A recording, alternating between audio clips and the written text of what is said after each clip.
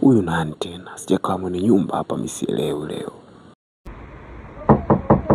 Nani? Sijui ni Uchune. Nakuja hapo.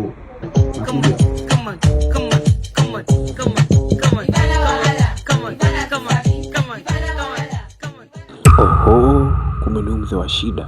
Sijui unajipya gani leo. Kaka. Vipi ndugu yangu?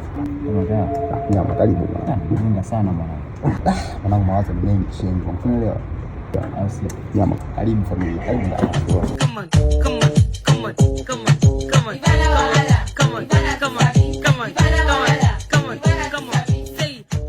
Karibu familia.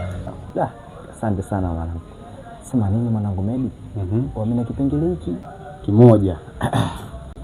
Mwanangu mimi kuna mchumba mwanangu yuko njiani anakuja kashachukua boda. Mimi nataka mwanangu nisaidie lazima geto. Nije njunje.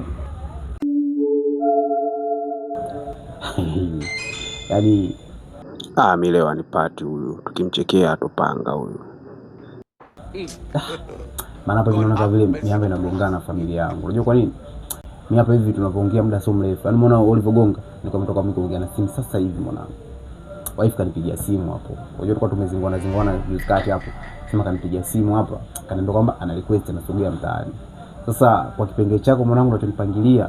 Afu wife bwana kwa mfano kama yeye ndio tupo sawa. Yaani tuna misunderstanding lazima itakuwa changamoto kwa leo mwanangu. Kwa leo nisamehe familia.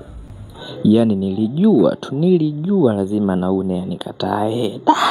Kwa mwanangu leo nyau yani. Leo mwanangu nyau familia.